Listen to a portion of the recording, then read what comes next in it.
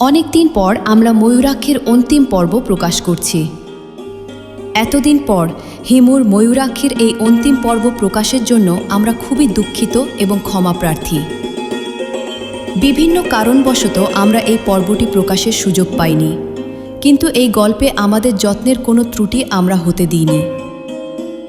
হয়তো হিমুর এই সুন্দর গল্পটি শেষ করতে আমাদেরও মনে ইচ্ছা করছিল না, তাই এত সময় লেগে গেছে। যাই হোক, তবু আমরা নিজেদের সম্পূর্ণ চেষ্টা করেছি যাতে গল্পটি সকলের ভালোবাসা লাভ করতে পারে। এখন আপনারাই বলবেন আমরা কতটা সফলতা লাভ করতে পেরেছি। আশা করি আপনাদের এই গল্পটি ভালো লাগবে। আপনাদের ভালোবাসা বা কোনো সমালোচনা আপনারা যদি কমেন্টে জানান তাহলে আমরা বাধিত হব এবং ভবিষ্যতে আরও ভালো কাজ করার অনুপ্রেরণা পাব। তাহলে শুরু করছি হিমুর ময়ূরাক্ষীর অন্তিম পর্ব। হুমায়ুন আহমেদ।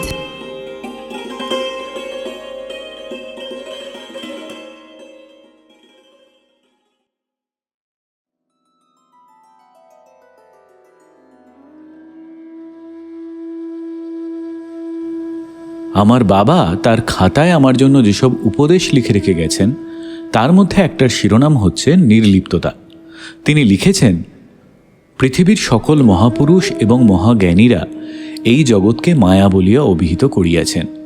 আমি আমার ক্ষুদ্র চিন্তা ও ক্ষুদ্র বিবেচনায় দেখিয়াছি আসলেই মায়া। স্বামী ও স্ত্রীর প্রেম যেমন মায়াবই কিছুই নয়, ভ্রাতা ও ভগ্নীর স্নেহ সম্পর্কও তাই। যে কারণে স্বার্থে আঘাত লাগিবা মাত্র স্বামী স্ত্রীর প্রেম বা ভ্রাতা ভগ্নীর ভালোবাসা কর্পূরের মতো উড়িয়া যায়। কাজেই তোমাকে পৃথিবীর সর্ববিষয়ে পুরোপুরি নির্লিপ্ত হইতে হইবে। কোনো কিছুর প্রতি তুমি যেমন আগ্রহ বোধ করিবে না, আবার অনাগ্রহ বোধ করিবে না। মানুষ মায়ার দাস, সেই দাসত্ব শৃঙ্খল তোমাকে ভাঙিতে হইবে। মানুষের অসাধ্য কিছুই নাই, চেষ্টা করিলে তুমি তা পারিবে। তোমার ভিতরে সেই ক্ষমতা আছে। সেই ক্ষমতা বিকাশের চেষ্টা আমি তোমায় শৈশবেই করিয়াছি। একই সঙ্গে তোমাকে আদর এবং অনাদর করা হইয়াছে। মাতার প্রবল ভালোবাসা হইতেও তুমি বঞ্চিত হইয়াছ। এই সমস্তই একটি বড় পরীক্ষার অংশ। এই পরীক্ষায় সফলকাম হইতে পারিলে প্রমাণ হইবে যে ইচ্ছা করিলে মহাপুরুষদের এই পৃথিবীতে তৈরি করা যায়। যদি একটি সাধারণ কুকুরকেও যথাযথ প্রশিক্ষণ দেওয়া যায়, সেই কুকুর শিকারী কুকুরে পরিণত হয়। একজন ভালো মানুষ পরিবেশের চাপে ভয়াবহ খুনিতে রূপান্তরিত হইতে পারে। যদি তাই হয়, তবে কেন আমরা আমাদের ইচ্ছা অনুযায়ী মানব সম্প্রদায় তৈরি করিতে পারিব না? বাবা আমার ভেতর মায়া কাটানোর চেষ্টা করেছেন। শৈশবের কথা কিছু কিছু মনে আছে। একটা খেলনা আমার হয়তো খুব পছন্দ হলো, তিনি কিনে আনলেন। গভীর আনন্দে আমি আত্মহারা। তখন হঠাৎ বাবা বললেন, আচ্ছা আয়, এইবার এই খেলনাটা ভেঙে টুকরো টুকরো করে ফেলি। আমি বিস্মিত হয়ে বললাম, কেন? এমনি। বাবা একটা হাতুড়ি নিয়ে খেলনা ভাঙতে বসতেন। আমি কাঁদো কাঁদো চোখে তাকিয়ে দেখতাম। একবার খাঁচায় করে একটা টিয়া পাখি নিয়ে এলেন। কি সুন্দর সবুজ রং, লাল টুকটুকে ঠোঁট। আমি বললাম, বাবা আমরা কি এটা পুষব? তিনি হাসি মুখে বললেন, হ্যাঁ। আনন্দে আমার চোখে পানি এসে গেল। আমি বললাম, টিয়া পাখি কি খায় বাবা? শুকনো মরিচ খায়। ঝাল লাগে না? না, একটা শুকনো মরিচ নিয়ে এসে দাও, দেখবে কিভাবে কপ কপ করে খাবে। আমি ছুটে গেলাম শুকনো মরিচ আনতে। মরিচ এনে দেখি বাবা টিয়া পাখিটা গলা টিপে মেরে ফেলেছেন। এমন সুন্দর একটা পাখি মরে পড়ে আছে। ভয়ঙ্কর একটা ধাক্কা লাগলো। বাবা বললেন, মন খারাপ করবি না, মৃত্যু হচ্ছে এই জগতের আদি সত্য। তিনি তার পুত্রের মন থেকে মায়া কাটাতে চেষ্টা করছেন। তার চেষ্টা কতটা সফল হয়েছে? মায়া কি কেটেছে? আমার তো মনে হয় না। এই যে মজিদ চুপচাপ বসে আছে, পত্রিকার পাতা উল্টাচ্ছে, কেন জানি বড় মায়া লাগছে তাকে দেখে। এই মায়া আমার বাবা শত ট্রেনিংয়েও কাটাতে পারেননি, অথচ মজিদ কোনো রকম ট্রেনিং ছাড়াই সব মায়া কাটিয়ে বসে আছে। মজিদকে ছাত্র হিসেবে পেলে বোধহয় বাবার খুব লাভ হতো। মজিদ, কি? আমার হাতে একটা চাকরি আছে, বুঝলি? করবি? কি চাকরি? কি চাকরি জানি না, আমার বড় ফুপা বলছিলেন যে জোগাড় করে দিতে পারেন। তিনি আমাকে চেনেন কিভাবে? উনি চেনেন না, চাকরিটা আমার জন্য, তবে আমি তোকে পাইয়ে দেব। দরকার নেই। দরকার নেই কেন? টাকা পয়সার টানাটানি তো এখন আর আগের মতো নেই। দেশে এবার থেকে আর টাকা পাঠাতে হবে না। কেন? বাবা মারা গেছেন। সে কি? আমি বিস্মিত চোখে তাকিয়ে রইলাম। মজিদ বলল, এত অবাক হচ্ছিস কেন? বুড়ো হয়েছে, মারা গেছে। কিছুদিন পর আর বোনকেও টাকা পাঠাতে হবে না। সেও কি মারা যাচ্ছে? না, তার ছেলে পাশ করে গেছে, বিএ পাশ করেছে, চাকরি বাকরি কিছু পেয়ে যাবে। তুই চাস না তোর একটা গতি হোক? আরে দূর দূর, ভালোই তো আছি। মজিদ হাই তুলল। আমি বললাম, ভাত খেয়েছিস? না, চল খেয়ে আসি। রাস্তায় নেমেই মজিদ বলল, বিয়ে বাড়িটারি কিছু পাওয়া যায় কিনা খুঁজে দেখবি, বিরিয়ানি খেতে ইচ্ছা করছে। আমি বললাম, বিয়ে বাড়ি খুঁজতে হবে না, চল পুরনো ঢাকায় নিয়ে গিয়ে তোকে আজকে বিরিয়ানি খাওয়াবো, টাকা আছে। আবার অত দূর যাব? আজ ছুটির দিন ছিল, একটু হাঁটলেই বিয়ে বাড়ি পেয়ে যেতাম। তুই কি একটা বিয়ে করবি নাকি? আমি? আরে দূর দূর, বিয়ে করা মানে শতক যন্ত্রণা, দায়িত্ব ভালো লাগে না। সিগারেট খাবি? মজিদ হ্যাঁ না কিছুই বলল না।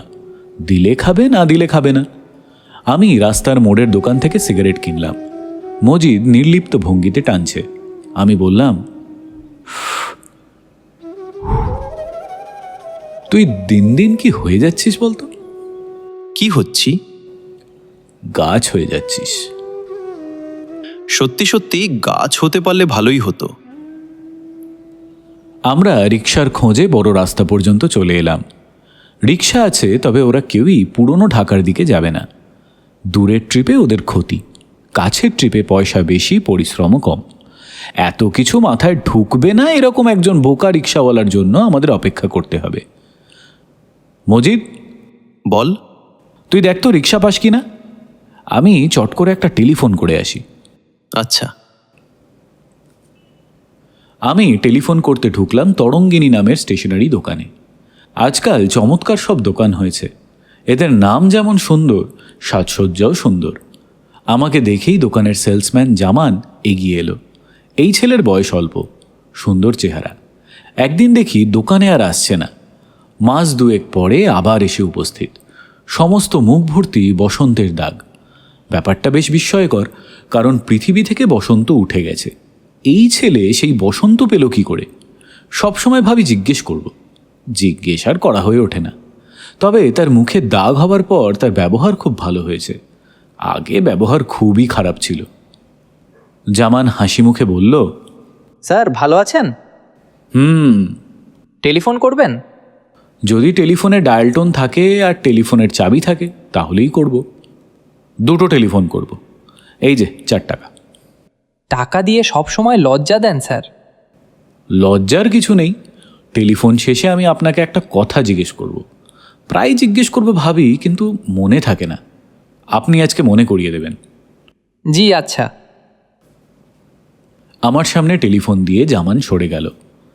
এইটুকু ভদ্রতা আছে, অধিকাংশ দোকানেই টেলিফোন করতে দেয় না, টাকা দিয়েও না। যদিও দেয়, রিসিভারের আশেপাশে ঘুরঘুর করে কি কথা হচ্ছে শোনবার চেষ্টা করে।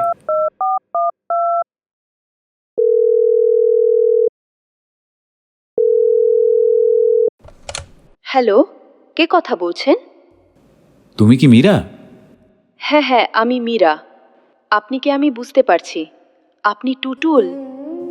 আসল জন না, নকল জন। ওই দিন খট করে টেলিফোন নামিয়ে রাখলেন কেন? আমার অসম্ভব কষ্ট হয়েছিল। টেলিফোন নামিয়ে রাখিনি তো, হঠাৎ লাইনটা কেটে গেল। আমিও তাই ভেবেছিলাম। অনেকক্ষণ টেলিফোনের সামনে বসেছিলাম। লাইন কেটে গেলে তাহলে আবার করলেন না কেন? টাকা ছিল না। টাকা ছিল না মানে? আমি তো বিভিন্ন দোকান টোকান থেকে টেলিফোন করি, 2 টাকা পকেটে নিয়ে যাই। আরেকবার করতে হলে আরও 2 টাকা লাগতো। বুঝতে পারছো? পারছি। এখন আপনার সঙ্গে টাকা আছে তো? আছে। ওই দিন আপনার টেলিফোন পাওয়ার পর বাবাকে সব বললাম। বাবাকে তো চেনেন না, বাবা খুবই রাগী মানুষ। তিনি প্রথমে আমাদের দুজনকে খুব বকা দিলেন, আপনাকে রাস্তা থেকে তোলার জন্য এবং পথে নামিয়ে দেবার জন্য। তারপর, আচ্ছা আপনি আমার কথা শুনছেন তো? শুনছি। তারপর বাবা গাড়ি বের করে থানায় গেলেন। ফিরে এলেন মন খারাপ করে। মন খারাপ করে ফিরলেন কেন? কারণ ওসি সাহেব আপনার সম্পর্কে অদ্ভুত অদ্ভুত কথা বলেছেন। আপনি নাকি পাগল ধরনের, তার উপর কবি। আমি কবি? হ্যাঁ, আপনি যে কবিতার খাতাটা থানায় ফেলে এসেছিলেন বাবা, সেইটিও নিয়ে এসেছেন। তাই নাকি? হ্যাঁ, আমি সবগুলো কবিতা পড়েছি। কেমন লাগলো? ভালো, অসাধারণ। সবচেয়ে ভালো কোনটা? বলবো? আমার কিন্তু মুখস্থ। কবিতাটার নাম রাত্রি। ঠিক আছে, পরীক্ষা নিচ্ছি, দেখি সত্যি সত্যি তোমার মুখস্থ কিনা। কবিতাটা বলো। মীরা সঙ্গে সঙ্গে আবৃত্তি করল। অতন্দ্রিলা, ঘুমাওনি জানি, তাই চুপি চুপি গাঢ় রাত্রে শুয়ে বলি, শোনো। সৌর তারা ছাওয়া এই বিছানায়, সূক্ষ্মজাল রাত্রির মশারি। কত দীর্ঘ দুজনার গেল সারাদিন, আলাদা নিঃশ্বাসে। এতক্ষণে ছায়া ছায়া পাশে ছুঁই কি, আশ্চর্য দুজনে দুজনা। অতন্দ্রিলা, হঠাৎ কখন শুভ্র বিছানায় পড়ে জোছনা, দেখি তুমি নেই। কবিতা সে আবৃত্তি করল চমৎকার।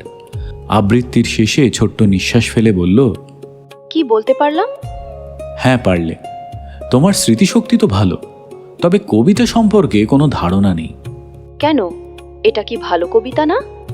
অবশ্যই ভালো, তবে আমার লেখা না, অমিয় চক্রবর্তীর। আপনার নোট বইয়ের সব কবিতায় কি অন্যের? হ্যাঁ, মাঝে মাঝে কিছু কবিতা পড়ে মনে হয় এগুলো আমারই লেখার কথা ছিল, কিন্তু কোনো কারণে লেখা হয়ে ওঠেনি। তখন সেটা নোটবুকে টুকে রাখি। আপনি কি খুব কবিতা পড়েন? না, একেবারেই না। তবে আমার একজন বান্ধবী আছে, সে খুব পড়ে এবং জোর করে আমাকে কবিতা শোনায়। ওর নাম কি? ওর নাম রূপা, তবে আমি তাকে মাঝে মাঝে ময়ূরাক্ষী ডাকি। বাহ, কি সুন্দর নাম। সে কিন্তু এই নাম একেবারেই পছন্দ করে না। কেন বলুন তো? কারণ এই নামে এলিফ্যান্ট রোডে একটা জুতোর দোকান আছে। মীরা খিলখিল করে হেসে উঠল। অনেকক্ষণ পর্যন্ত হাসল। মনে হলো মেয়েটা যে পরিবেশে বড় হচ্ছে, সেই পরিবেশে কেউ রসিকতা করে না, সবাই বেশ গম্ভীর হয়ে থাকে। সামান্য রসিকতায় এই কারণেই সে হয়তো এতক্ষণ ধরে হাসছে। হ্যালো, আপনি কিন্তু টেলিফোন রাখবেন না। আচ্ছা, রাখবো না। ওই দিন আপনার সঙ্গে কথা বলার পর থেকে এমন হয়েছে, টেলিফোন বাজার সঙ্গে সঙ্গে ছুটে যাই। মনে হয় আপনি টেলিফোন করেছেন। তাই নাকি? হ্যাঁ, আরেকটা ব্যাপার বলি। মা আপনার জন্য খুব চমৎকার একটা পাঞ্জাবি কিনে রেখেছেন। ওই পাঞ্জাবিটা নেয়ার জন্য হলেও আপনাকে আমাদের বাসায় আসতে হবে। আসবো। কবে আসবেন? টুটুলকে খুঁজে পেলেই আসবো। আপনি ওকে কোথায় খুঁজে পাবেন? আমি খুব সহজেই পাবো। হারানো জিনিস খুঁজে পাওয়ার ব্যাপারে আমার খুব নাম ডাক আছে। আচ্ছা, ওই দিন আপনি কি করে বললেন যে টুটুল ভাইয়ের কপালে কাটা দাগ আছে? আমার কিছু সুপার ন্যাচারাল ক্ষমতা আছে, আমি মাঝে মাঝে অনেক কিছুই বলতে পারি। বলুন তো, আমি কি পরে আছি? তোমার পরনে তো এখন আকাশি রঙের শাড়ি। হলো না, আপনার আসলে ক্ষমতা নেই। ঠিক ধরেছ। কিন্তু আপনি যখন বলেছিলেন যে আপনার সুপার ন্যাচারাল ক্ষমতা আছে, আমি বিশ্বাস করেছিলাম। মনে হচ্ছে তোমার একটু মন খারাপ হয়েছে। হ্যাঁ, হয়েছে। টেলিফোন কি রেখে দেবো? না না, প্লিজ আপনার ঠিকানা বলুন। আমি টেলিফোন নামিয়ে রাখলাম। অনেকক্ষণ কথা হয়েছে। আর না, মজিদ বোধহয় রিক্সা ঠিক করে ফেলেছে। তবে ঠিক করলেও সে আমাকে এসে বলবে না, অপেক্ষা করবে। এর মধ্যেই দ্রুত রূপার সঙ্গে একবার কথা সেরে নেওয়া দরকার। আমি টেলিফোন করতেই রূপার বাবা ধরলেন। আমি গম্ভীর গলায় বললাম, এটা কি রেলওয়ে বুকিং? তিনি ক্ষিপ্ত গলায় বললেন, ফাজিল ছোকরা, হু আর ইউ? কি চাও তুমি? রূপাকে দেবেন? রাস্কেল, ফাজলামি করার জায়গা পাও না। আমি তোমাকে এমন শিক্ষা দেব। আপনি এত রেগে গেছেন কেন? Shut up. আমি ভদ্রলোককে আরও খানিকক্ষণ হইচই করার সুযোগ দিলাম। আমি জানি হইচই শুনে রূপা এসে নিশ্চয়ই টেলিফোন ধরবে। হলো তাই। রূপার গলা শোনা গেল। সে করুণ গলায় বলল, তুমি চলে এসো।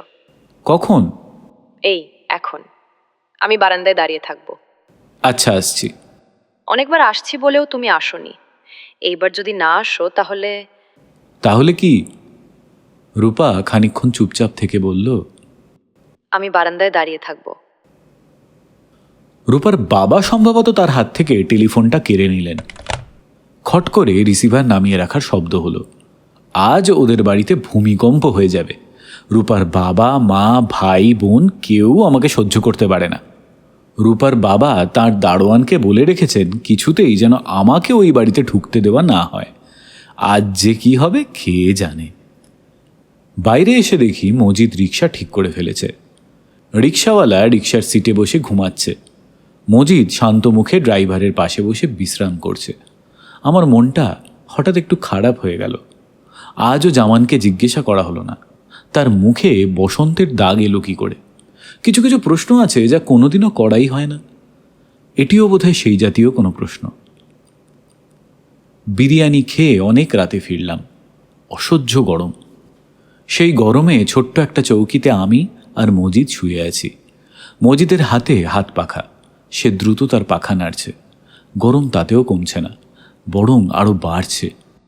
মনে হচ্ছে ময়ূরাক্ষীকে আজকে বার করতে হবে, নয়তো এই দুঃসহ রাত পার করা যাবে না। মজিদের হাত পাখার আন্দোলন থেমে গেছে। সে গভীর ঘুমে অচেতন। ঘরে শুনশান নীরবতা। আমি ময়ূরাক্ষী নদীর কথা ভাবতে শুরু করলাম। সঙ্গে সঙ্গে দৃশ্য পাল্টে গেল। এই নদী এক এক সময় এক একভাবে আসে। আজ এসেছে দুপুরের নদী হয়ে। প্রখর দুপুর। নদীর জলে আকাশের ঘন নীল ছায়া। ঝিম ধরে আছে চারদিক। হঠাৎ নদী মিলিয়ে গেল। মজিদ ঘুমের মধ্যেই বিশ্রী শব্দ করে ফুঁপিয়ে ফুঁপিয়ে কাঁদছে। এই মজিদ, এই! মজিদ চোখ মেলল। কি হয়েছে রে? কিছু না। স্বপ্ন দেখেছিস? দুঃস্বপ্ন? না। কি স্বপ্ন দেখেছিস বলতো? মজিদ অনেকক্ষণ চুপ করে থেকে ধীরে ধীরে ক্ষীণ স্বরে বলল, স্বপ্নে দেখলাম বাবা আমার গায়ে হাত বুলিয়ে দিচ্ছেন। আমি জানি না মজিদের বাবা কিভাবে তার গায়ে হাত বোলাতেন। আমার ইচ্ছা করছে ঠিক সেই ভঙ্গিতেই মজিদের গায়ে হাত বুলিয়ে দিতে। হিমু, কি? আমার বাবা আমাকে আদর করত। সব বাবারাই করে, আমার বাবা খুব বেশি করত। একদিন কি হয়েছে জানিস? বল, শুনছি। না থাক।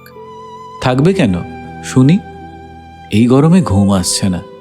তোর গল্প শুনলে ভালোই লাগবে। আমি তখন খুব ছোট। তারপর? না থাক।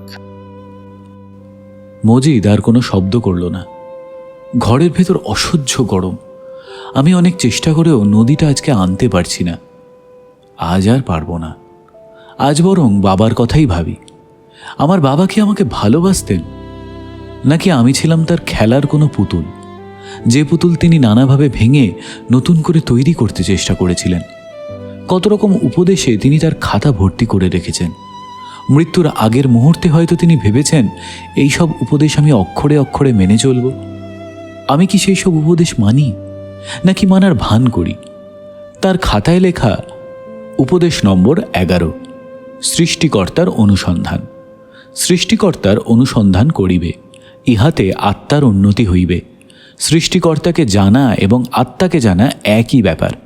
স্বামী বিবেকানন্দের একটি উক্তি এই প্রসঙ্গে স্মরণে রাখিও, বহুরূপে সম্মুখে তোমার, ছাড়ি কোথা খুঁজিছ ঈশ্বর। মজিদ আবার কাঁদছে, ফুপিয়ে ফুপিয়ে কাঁদছে, তবে কাঁদছে ঘুমের মধ্যে। সে আবার ঘুমিয়ে পড়েছে। সে কি প্রতি রাতেই কাঁদে? বড় ফুপু অবাক হয়ে বললেন, তুই কোত্থেকে? আসলাম আর কি।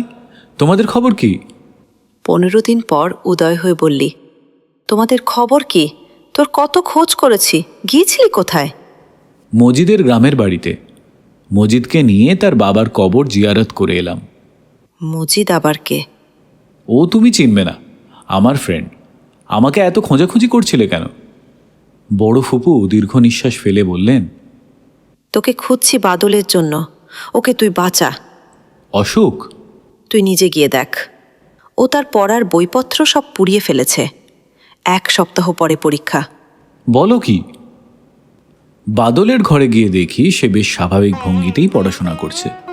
পরিবর্তনের মধ্যে তার মাথার চুল আরও বড় হয়েছে, দাড়ি গোঁফ আরও বেড়েছে, গায়ে চকচকে সিল্কের পাঞ্জাবি। বাদল হাসি মুখে আমার দিকে তাকালো। আমি বললাম, খবর কি রে? বাদল বলল, খবর তো ভালোই। কিরে, তুই নাকি বইটই পড়াচ্ছিস? সব বই তো পড়াচ্ছি না, যেগুলি পড়া হচ্ছে সেগুলো পুড়িয়ে ফেলছি। ও আচ্ছা। বাদল হাসতে হাসতে বলল, মা বাবা দুজনেরই ধারণা আমার মাথা খারাপ হয়ে গেছে। তোর কি ধারণা মাথা ঠিকই আছে? হ্যাঁ ঠিক আছে, তবে মাথায় উকুন হয়েছে।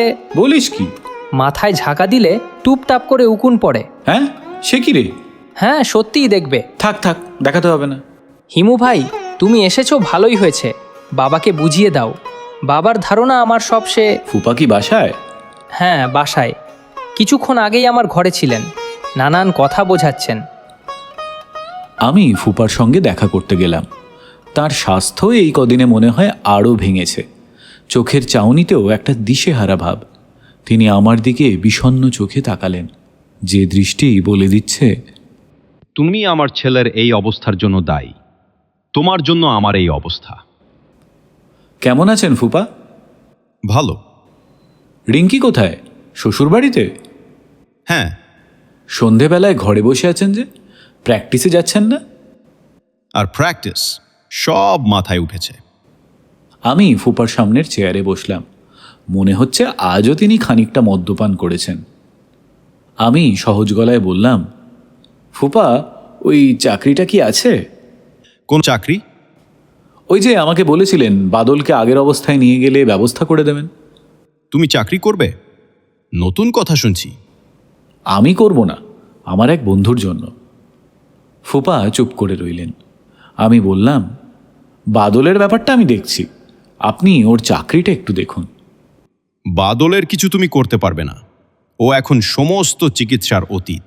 বইপত্র পুড়িয়ে ফেলছে, ছাদে আগুন জ্বালিয়েছে। সেই আগুনের সামনে মাথা ঝাঁকাচ্ছে আর মাথা থেকে উকুন পড়ছে আগুনে, পটপট শব্দ হচ্ছে। ছি ছি, কি কাণ্ড! একবার ভাবলাম একটা চড় লাগাই, তারপর মনে হলো কি লাভ। ফুপা দীর্ঘ নিঃশ্বাস ফেললেন। আমি হাসলাম। ফুপা বললেন, তুমি হাসছো? তোমার কাছে পুরো ব্যাপারটা হাস্যকর মনে হতে পারে, আমার কাছে না। আমি বাদলের ব্যাপারটা দেখছি, আজই দেখছি। আপনি আমার বন্ধুর চাকরির ব্যাপারটা একটু দেখবেন। তোমার বন্ধু কি তোমার মতো? না না, ও চমৎকার ছেলে, সাতচরেও রান এই টাইপ। আমি বাদলকে নিয়ে বের হলাম। বাদল মহা খুশি। রাস্তায় নেমেই বলল, তোমার পরিকল্পনা কি হিমু ভাই? সারা রাত রাস্তায় হাঁটব? 2 বছর আগের কথা কি তোমার মনে আছে? সারা রাত আমরা হাঁটলাম, জ্যোৎস্না রাত। মনে হচ্ছিল আমরা দস্তয়েভস্কির কোনো উপন্যাসের চরিত্র। মনে আছে? আছে। আজও কি সেই রকম কিছু? না, আজ যাচ্ছি সেলুনে, দাড়ি গোঁফটা কামাবো। বাদল হতভম্ব হয়ে গেল, যেন এমন অদ্ভুত কথা সে জীবনে কখনো শোনেনি। ক্ষীণ স্বরে বলল, দাড়ি গোঁফ, লম্বা চুলে তোমাকে যে কি অদ্ভুত সুন্দর লাগে তা তো তুমি জানো না। তোমাকে অবিকল রাসপুটিনের মতো লাগে। রাসপুটিনের মতো লাগলেও ফেলে দিতে হবে। এক জিনিস বেশি দিন ধরে রাখতে নেই, বুঝলি? ভোল পাল্টাতে হয়, অনেকটা সাপের খোলস ছাড়ার মতো। কিছুদিন অন্য সাজে থাকবো, তারপর আবার। তাহলে কি আমিও ফেলে দেব? দেখ চিন্তা করে। অবশ্যই উকুনের জন্য কষ্ট হচ্ছে, ভয়ঙ্কর চুলকায়, রাতে ঘুম ভালো হয় না। তাহলে বরং ফেলেই দে। তুমি ফেললে তো ফেলবই। বাদল হাসতে লাগলো। মনে হচ্ছে গভীর কোনো আনন্দে তার হৃদয় পূর্ণ হয়ে আছে। দুজনেই চুল কেটে দাড়ি গোঁফ ফেলে দিলাম। বাদল কয়েকবারই বলল, ভীষণ হালকা লাগছে, মনে হচ্ছে বাতাসে উড়ে যাব। আমি বললাম, আয়নার দিকে তাকিয়ে দেখ, নিজেকে অন্য মানুষ বলে মনে হচ্ছে না? হ্যাঁ হচ্ছে। মাঝে মাঝে নিজেকে অচেনা করাও দরকার। যখন যে সাজ ধরবি সেই রকম ব্যবহার করবি। একে বলে ব্যক্তিত্ব রূপান্তর, বুঝছিস? পারছি। ফুপা এবং ফুপু তাদের ছেলেকে দেখে দীর্ঘক্ষণ কোনো কথাই বলতে পারলেন না। সবার আগে নিজেকে সামলে নিলেন ফুপা। আমার দিকে তাকিয়ে কোমল গলায় বললেন, তোমার বন্ধুকে নিয়ে কাল আমার চেম্বারে এসো, 11টা থেকে 12টার মধ্যে। মনে থাকবে? হ্যাঁ, থাকবে। Himu, many thanks. আমি হাসলাম। ফুপা বললেন, আমার ঘরে এসো, গল্প করি। তোমার সঙ্গে গল্পই করা হয় না। আমি বললাম, আপনি যান, আমি আসছি, একটা টেলিফোন করে আসি। ফুপা বললেন, তোমার এই টেলিফোন ব্যাধিরও একটা চিকিৎসা হওয়া দরকার। কার সঙ্গে এত কথা বলো? ঘন্টার পর ঘন্টা কথা। আমার তো দুটো কথা বললেই বিরক্তি লাগে। ওপাশ থেকে হ্যালো শুনেই আমি বললাম, কে, মীরা? অনেকক্ষণ কোনো শব্দ হলো না। আমি নিশ্চিত মীরা নিজেকে সামলাবার জন্য হয়তো সময় নিচ্ছে। হ্যালো, তুমি কি মীরা? আপনি আমাদের এত কষ্ট দিচ্ছেন কেন? কষ্ট দিচ্ছি? হ্যাঁ, দিচ্ছেন। না হয় আমরা একটা ভুল করেছিলাম। সব মানুষই তো ভুল করে। সামান্য ভুলের জন্য আর যদি এত কষ্ট দেন। আমি টেলিফোন করলে কষ্ট পাও? হ্যাঁ, পাই। কারণ আপনি হঠাৎ রেখে দেন। আপনি কি মানুষটাই এমন, না ইচ্ছা করে এসব করেন? বেশিরভাগ সময় ইচ্ছা করেই করি। আপনি কি আমাদের বাসায় একবার আসবেন?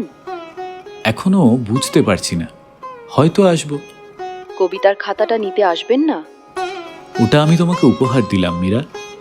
তার মানে আপনি আসবেন না? না, মানুষের মুখোমুখি হতে আমার ভালো লাগে না। এতে অতি দ্রুত মায়া পড়ে যায়। টেলিফোনে কথা বললে মায়া জন্মানোর সম্ভাবনা কম। সেই জন্যই টেলিফোন আমার এত প্রিয়। টেলিফোনে কথা বললে মায়া জন্মায় না। মায়া জন্মানোর অনেক কষ্ট। তাছাড়া কি? থাক, আরেক দিন বলবো। আপনার বান্ধবী রূপার সঙ্গে কি আপনার প্রায় দেখা হয়? মাঝে মাঝে হয়। যখন সে যেতে বলে তখন যাই না, যখন যেতে বলে না তখন গিয়ে হঠাৎ উপস্থিত হই। উনি কি খুবই সুন্দর? তোমাকে তো একবার বলেছি, ও খুব সুন্দর। আপনি টেলিফোন রেখে দেবার আগে দয়া করে শুধু একটি সত্যি কথা বলুন। আমি তো সবই সত্যি বলছি। কি জানতে চাচ্ছ বলো তো? ওই দিন কি পুলিশ আপনাকে মেরেছিল? না। এই তো মিথ্যা বললেন। আজ সত্যি বলছি, ওই দিন মিথ্যা বলেছিলাম।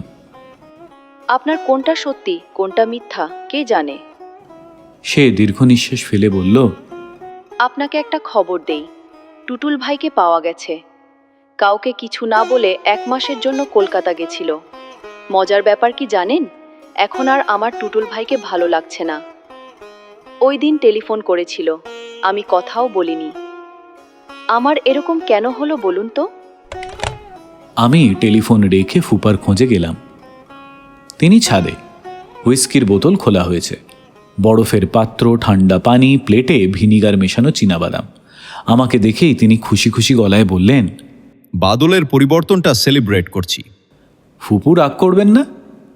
না, তাকে বলেছি আজ সে কোনো কিছুতেই রাগ করবে না। বমি করে যদি সারা ঘর ভাসিয়ে দিই তবু রাগ করবে না। তুমি বসো হিমু, আরাম করে বসো। সম্পর্ক মিশ খাচ্ছে না। মিশ খেলে তোমাকেও খানিকটা দিতাম। আপনি কবে খেয়েছেন? আরে না, মাত্র তো শুরু। আমি 9টা পর্যন্ত পারি, আমার কিছুই হয় না। ওই দিন তো বলেছিলেন 6টা। বলেছিলাম? বলে থাকলে ভুল বলেছি। 9টা হচ্ছে আমার লিমিট। 9, NINE, 9। আজ খাবেন না ফুপা? ফুপা গ্লাসে নতুন করে ঢালতে ঢালতে বললেন, খেতে খেতে তোমার কথাই ভাবছিলাম। তুমি মানুষটা খারাপ না, পাগলা ভাব আছে তবে ভালো। তোমার বাবা পাগলা ছিল, তবে ভালো ছিল না। ভালো ছিল না বলছেন কেন? দেখেছি তো, ও বাড়ি ছেড়ে পালালো আমার বিয়ের অনেক পরে। উন্মাদ ছিল। ফুপা, আপনি কিন্তু বড় দ্রুত খাচ্ছেন। শুনেছি দ্রুত খাওয়া খুব খারাপ। ফুপা গম্ভীর গলায় বললেন, 9 হচ্ছে আমার লিমিট। 9-এর আগে স্টপ করে দিব। হ্যাঁ, যে কথা বলছিলাম, আমার ধারণা তোমার বাবা ছিলেন একজন প্রথম শ্রেণীর উন্মাদ। এটা হচ্ছে আমার ধারণা। তুমি আবার রাগ করছো না তো? না। ছেলেকে মহাপুরুষ বানানোর অদ্ভুত খেয়াল উন্মাদের মাথাতেই শুধু আসে, বুঝলে? আরে বাবা মানুষ কি হবে না হবে সব আগে থেকে ঠিক করা থাকে। কে ঠিক করে রাখেন? ঈশ্বর?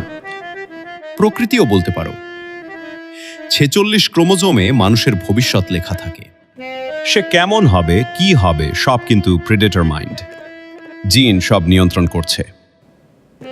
ফুপা আর নেবেন না। আরে এখন বন্ধ করব কি?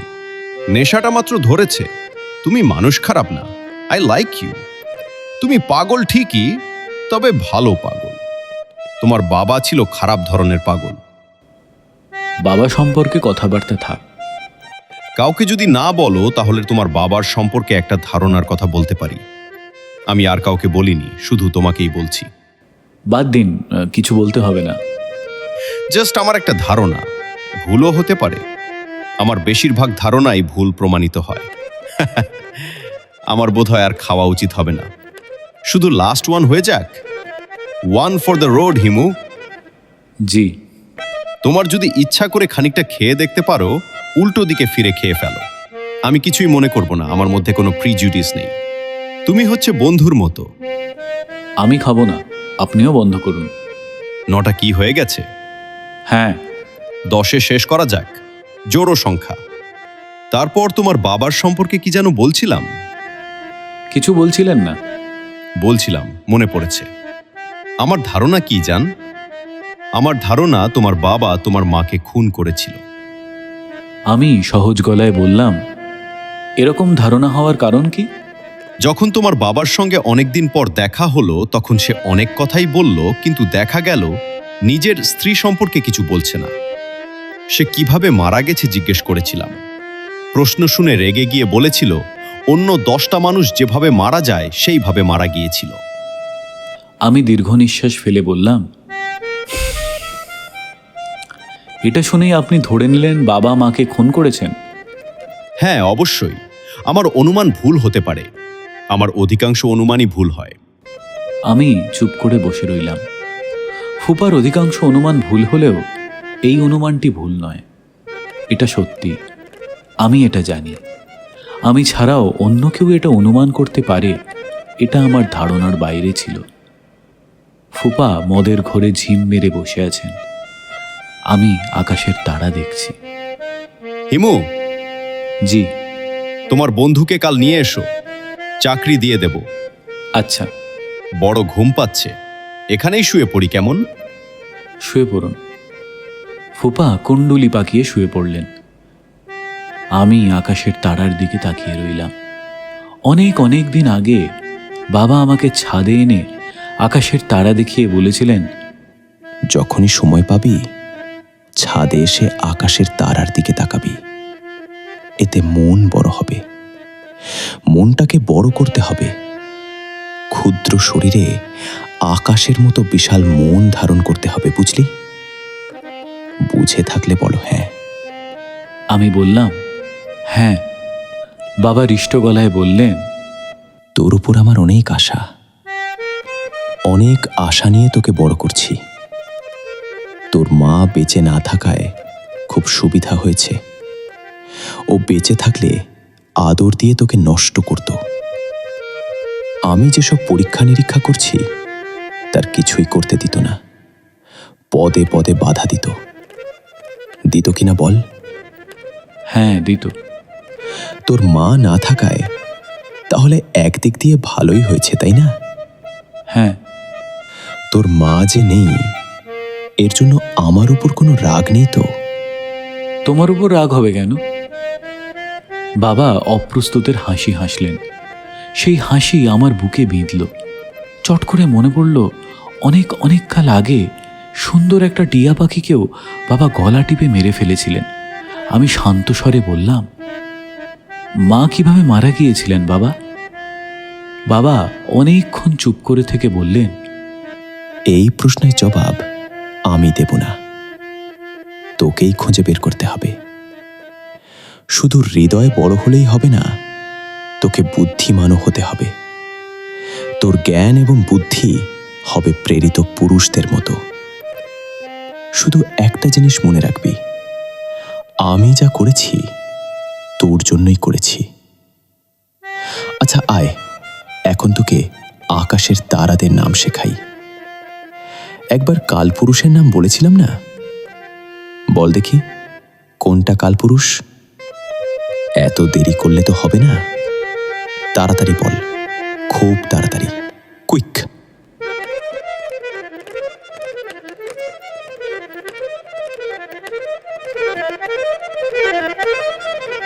আমি ছাদ থেকে নিচে নামলাম। এক ধরনের গাঢ় বিষাদ বোধ করছি। এই ধরনের বিষাদ হঠাৎ হঠাৎ আমাকে কেমন আক্রমণ করে এবং প্রায় সময়ই তা দীর্ঘস্থায়ী হয়। মহাপুরুষদের কি এমন হয়? তারাও কি মাঝে মাঝে বিষাদগ্রস্ত হন? হয়তো হন, হয়তো হন না। কোনো একজন মহাপুরুষের সঙ্গে দেখা হলে জিজ্ঞেস করতাম, আমাদের কথাবার্তা তখন কেমন হতো? মনে মনে আমি এই কথোপকথনের মহড়া দিলাম। দৃশ্যটা এরকম: বিশাল বটবৃক্ষের নিচে মহাপুরুষ দাঁড়িয়ে আছেন। তিনি শীর্ণকায়, কিন্তু তাকে বটবৃক্ষের চেয়েও বিশাল দেখাচ্ছে। তার গায়ে সাদা চাদর, সেই চাদরে তার মাথা ঢাকা। ছায়াময় বৃক্ষতল। তার মুখ দেখা যাচ্ছে না, কিন্তু কোনো এক অদ্ভুত কারণে তার জলজলে চোখের কালো মণি দৃশ্যমান। মহাপুরুষের কণ্ঠস্বর শিশুর কণ্ঠস্বরের মতো, কিন্তু খুব মন দিয়ে শুনলে সেই কণ্ঠস্বরে একজন মৃত্যু পথযাত্রী বৃদ্ধের শ্লেষ জড়িত উচ্চারণের মিল খুঁজে পাওয়া যায়। আমাদের মধ্যে কথাবার্তা শুরু হলো। এই কথোপকথনের সময় তিনি একবারও আমার দিকে তাকালেন না, অথচ মনে হলো যেন সবসময় হৃদয় বিদীর্ণভাবে তাকিয়ে আছেন। বৎস, তুমি কি জানতে চাও? অনেক কিছু জানতে চাই। আপনি কি সব প্রশ্নের উত্তর জানেন?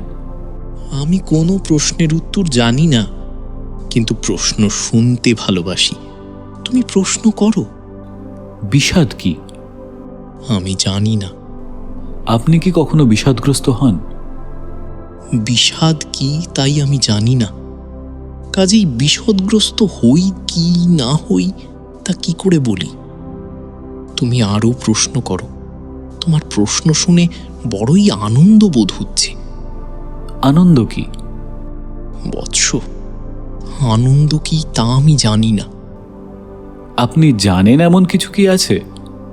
না, আমি কিছুই জানি না। বৎস, তুমি প্রশ্ন করো। আমার প্রশ্ন করার কিছুই নেই, আপনি বিদেয় হন। চলে যেতে বলছো? অবশ্যই, বেটা তুই ভাগ। তুমি কি আমাকে অপমান করার চেষ্টা করছো? হ্যাঁ। তাতে লাভ হবে না বৎস। তুমি বোধহয় জানো না, আমাদের মান অপমান বোধ নেই। কথোপকথন আরও চালানোর ইচ্ছা ছিল, চালানো গেল না। ফুপু এসে বললেন, এই, তুই বারান্দায় দাঁড়িয়ে বিড়বিড় করছিস কেন? আমি বললাম, কথা বলছি। কার সঙ্গে কথা বলছিস? মহাপুরুষের সঙ্গে। ফুপু অসম্ভব বিরক্ত হয়ে বললেন, তুই সবসময় এমন রহস্য করিস কেন? তুই আমাকে পেয়েছিস কি? আমাকেও কি বাদলের মতো পাগল ভাবিস? তুই কি ভাবিস বাদলের মতো আমিও তোর প্রতিটি কথা বিশ্বাস করব? আমি মধুর ভঙ্গিতে হাসার চেষ্টা করলাম। ফুপু আমার সেই হাসি সম্পূর্ণ উপেক্ষা করে বললেন, তুই একটা বিয়ে কর। বিয়ে করলে সব রোগ সেরে যাবে। বিয়ে করাটা ঠিক হবে না ফুপু। ঠিক হবে না কেন? যেসব রোগের কথা তুমি বলছো, সেই সব রোগ কখনো সারাতে নেই, যে কারণে মহাপুরুষেরা বিয়ে করেন না। আজীবন চিরকুমার থাকেন। আর বিয়ে করার পর যারা মহাপুরুষ হন, তারা স্ত্রী সংসার ছেড়ে সব চলে যান, যেমন বুদ্ধদেব। ফুপু হতচকিত গলায় বললেন, তুই আমাকে আপনি না বলে তুমি তুমি করে বলছিস কেন? আমি তো সবসময় তাই বলি। সে কি? আমার তো ধারণা ছিল আপনি করে বলিস। জি না ফুপু, আপনি ভুল করছেন। আমার খুব প্রিয়জনদের আমি তুমি করে বলি। আপনি যদিও খুব কঠিন প্রকৃতির মহিলা, তবু আপনি আমার প্রিয়জন, সেই কারণে আপনাকে আমি তুমি করে বলি। এই তো এখন আপনি করে বলছিস। কই না তো, তুমি করেই তো বলছি। ফুপু খুবই বিভ্রান্ত হয়ে গেলেন। মানুষকে বিভ্রান্ত করতে আমার খুব ভালো লাগে। সম্ভবত আমি মহাপুরুষের পর্যায়েই পৌঁছে যাচ্ছি, মানুষকে বিভ্রান্ত করতে পারছি। রূপার সঙ্গে আমার পরিচয়ের সূত্র হচ্ছে বিভ্রান্তি। তাকে পুরোপুরি বিভ্রান্ত করতে পেরেছিলাম। তার সঙ্গে প্রথম পরিচয় হয় শীতকালে। পৌষ মাস কিংবা মাঘ মাস, কিংবা অন্য কোনো মাসও হতে পারে। তবে শীতকাল এইটুকু মনে আছে, কারণ আমার গায়ে ছিল গেরুয়া রঙের চাদর, রূপার গায়ে হালকা লাল কার্ডিগান। প্রথমে অবশ্যই কার্ডিগানের দিকে আমার চোখ পড়ল না, আমার চোখ পড়ল তার মাথায় জড়ানো স্কার্ফের দিকে। স্কার্ফের রং গাঢ় সোনালি। কাপড়ে সোনালি এবং রূপালি এই দুটি রং সচরাচর চোখে পড়ে না। হয়তো এই দুটি রং কাগজে খুব ভালো ধরে, কাপড়ে ধরে না। সোনালি রঙের স্কার্ফ মাথায় জড়ানো বলে দূর থেকে তার চুলগুলো মনে হচ্ছিল যেন সোনালি রঙের। দেখলাম সে আমার দিকে এগিয়ে আসছে। আমি বসে আছি ইউনিভার্সিটি লাইব্রেরির বারান্দায়। বসেছি ছায়ার দিকে। শীতকালে সবাই রোদে বসতে ভালোবাসে, আমিও বাসি। তবু ছায়াময় কোণ বেছে নিয়েছি, কারণ ওই দিকটায় ভিড় কম। আমি লক্ষ্য করছি রূপা আসছে। আমি তাকে চিনি, তার নামও জানি। সে যে ধবধবে সাদা গাড়িটাতে করে আসে তার নম্বরও জানি, ঢাকা ভ 8782। শুধু আমি একা নই, আমাদের ক্লাসের সব ছেলেই জানে। সবাই কোনো না কোনো ছলে রূপার সঙ্গে কথা বলেছে। অনেকেই তার বাসায়ও গেছে। অতি উৎসাহী কেউ কেউ তার জন্য নোট এবং বইপত্র জোগাড় করেছে। রূপার জন্মদিনে সব ছেলেরা মিলে একটা জল রং ছবি উপহার দিল। ছবিটার নাম বর্ষা। ছবির বিষয়বস্তু হচ্ছে একটা মেয়ে কদম গাছের একটি নিচু ডালে হাত দিয়ে মেঘমেদুর আকাশের দিকে তাকিয়ে আছে। চমৎকার ছবি। ছবিটা পাওয়া গিয়েছিল বিনা পয়সায়, তবে বাঁধাতে খরচ হলো 500 টাকা। সেই টাকা আমরা সবাই চাঁদা তুলে দিলাম। রূপা হচ্ছে সেই ধরনের মেয়ে যার জন্য চাঁদা তুলে কিছু একটা করতে কারোর তেমন আপত্তি থাকে না। ছেলেরা গভীর আগ্রহ এবং আনন্দ নিয়ে এদের সঙ্গে মেশে এবং জানে এই জাতীয় মেয়েদের সঙ্গে তারা কখনোই খুব ঘনিষ্ঠ হতে পারবে না। এরা যথাসময়ে বাবা মার পছন্দ করা একটা ছেলেকেই বিয়ে করবে, যে ছেলে সাধারণত থাকে বিদেশে। রূপা আমার সামনে এসে দাঁড়ালো, মাথার স্কার্ফ খুলে ফেলে বলল, কেমন আছো? রূপাকে যেমন সবাই তুমি করে বলে, রূপাও তেমনি সবাইকে তুমি করেই বলে। তার সঙ্গে দীর্ঘ 2 বছরে আমার কোনো কথা হয়নি, আজ হচ্ছে। আমি তার দিকে তাকিয়ে হাসলাম, আন্তরিক সুরে বললাম, ভালো আছি, আপনি কেমন আছেন? রূপা বিভ্রান্ত হয়ে গেল। আমি আপনি করে বলবো তা বোধহয় সে আশা করেনি। তাকে অপ্রস্তুত এবং লজ্জিত মনে হলো। সে এখন কি করে তাই আমার দেখার ইচ্ছা। তুমি করেই চালিয়ে যায় না আপনি ব্যবহার করে। বাংলা ভাষাটা বড়ই গোলমেলে, মাঝে মাঝেই তরুণ তরুণীদের বেশ বিভ্রান্ত করে। রূপা নিজেকে সামলে নিল, সহজ গলায় বলল, আপনা আপনি করছেন কেন? আমাকে অস্বস্তিতে ফেলবার জন্য? আমি এত সহজে অস্বস্তিতে পড়ি না। আমি বললাম, বসো রূপা। রূপা বসতে বসতে বলল, অনেক দিন থেকেই আপনার সঙ্গে আমার কথা বলার ইচ্ছা। কথা বলো। কেন কথা বলার ইচ্ছা তা তো জিজ্ঞেস করলে না।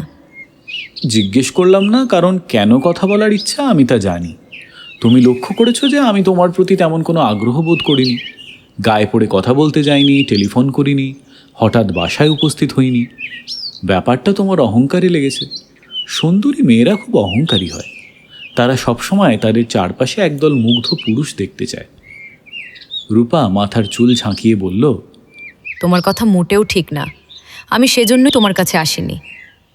আমি শুনেছি তুমি ভবিষ্যতের কথা বলতে পারো, হাত দেখতে পারো, অলৌকিক কিছু ক্ষমতা তোমার আছে। আমি সেই সম্পর্কে জানতে চাই।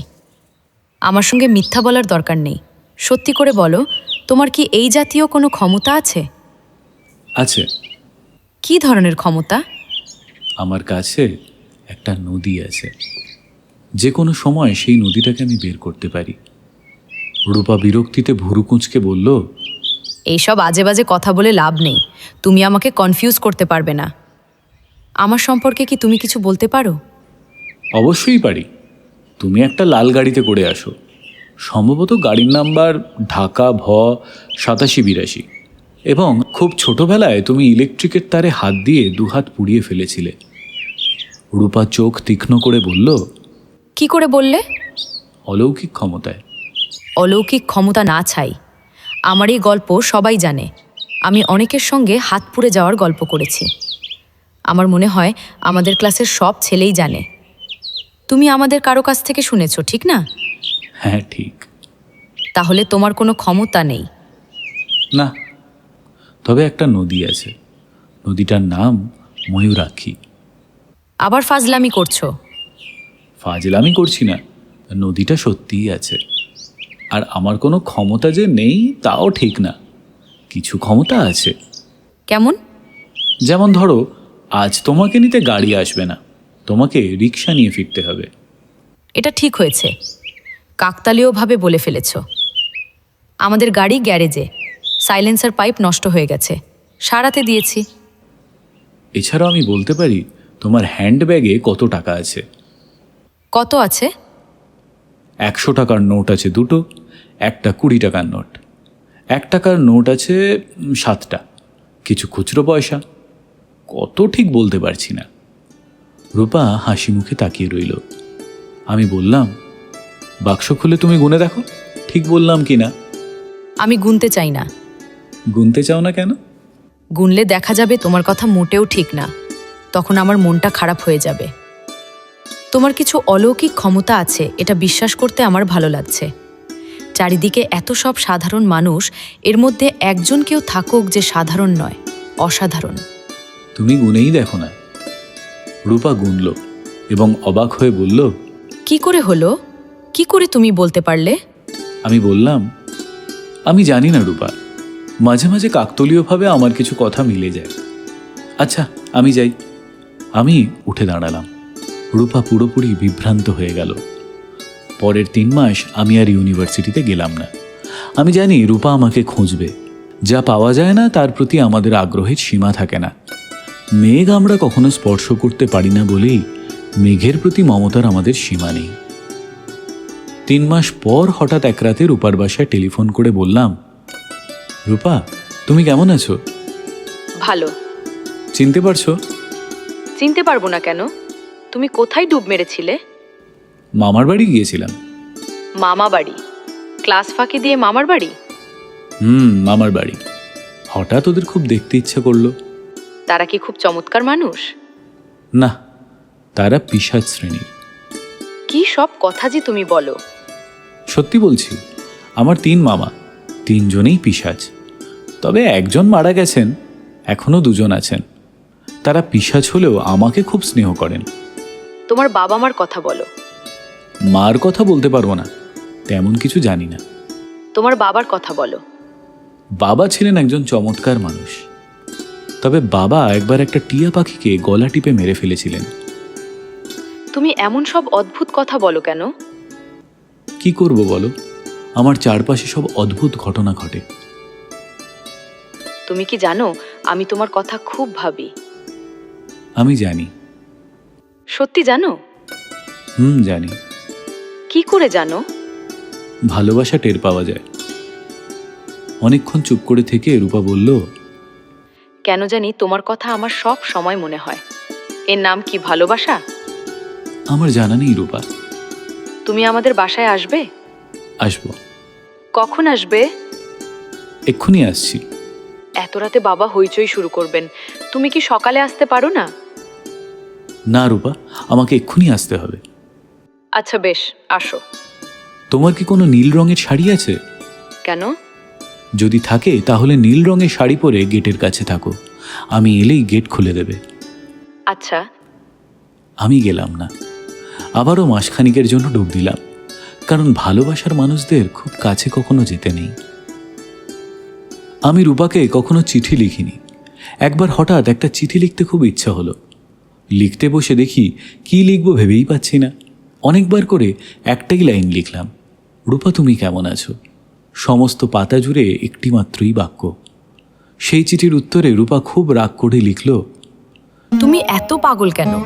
এতদিন পর একটা চিঠি লিখলে তার মধ্যেও পাগলামি কেন? এমন করে তুমি কি ভাবো এইসব পাগলামি দেখে আমি তোমাকে আরো বেশি ভালোবাসবো? তোমার কাছে আমি হাত জোড় করছি, স্বাভাবিক মানুষের মতো আচরণ করো।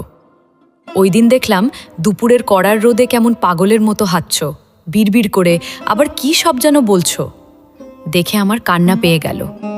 তোমার কি সমস্যা তুমি আমাকে বলো। আমার সমস্যার কথা রূপাকে কি আমি বলতে পারবো? আমি কি বলতে পারি আমার বাবার স্বপ্ন সফল করার জন্য সারা দিন আমি পথে পথে ঘুরি, মহাপুরুষ হবার সাধনা করি। যখন খুব ক্লান্তি অনুভব করি তখন একটি নদীর স্বপ্ন দেখি, যে নদীর জল ছুঁয়ে ছুঁয়ে একজন তরুণী ছুটে চলে যায়। একবার শুধু থমকে দাঁড়িয়ে তাকায় আমার দিকে, তার চোখে গভীর মায়া আর গাঢ় বিষাদ। এই তরুণীটি আমার মা, আমার বাবা যাকে হত্যা করেছিলেন। এই সব কথা রূপাকে বলার কোনোই অর্থ হয় না।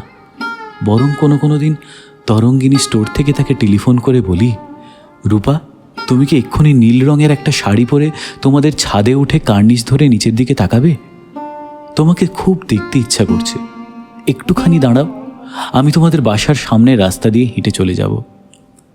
আমি জানি রূপা আমার কথা বিশ্বাস করে না, তবু যত্ন করে শাড়ি পরে, চুল বাঁধে, চোখে কাজলের ছোঁয়া লাগিয়ে ছাদের কার্নিশ ধরে দাঁড়ায়। সে অপেক্ষা করে, আমি কখনোই যাই না। আমাকে তো আরও 10টা সাধারণ ছেলের মতো হলে চলবে না, আমাকে হতে হবে অসাধারণ। আমি সারাদিন হাঁটি, আমার পথ শেষ হয় না। গন্তব্যহীন গন্তব্যে যে যাত্রা, তার কোনো শেষ থাকার তো কথাও নয়।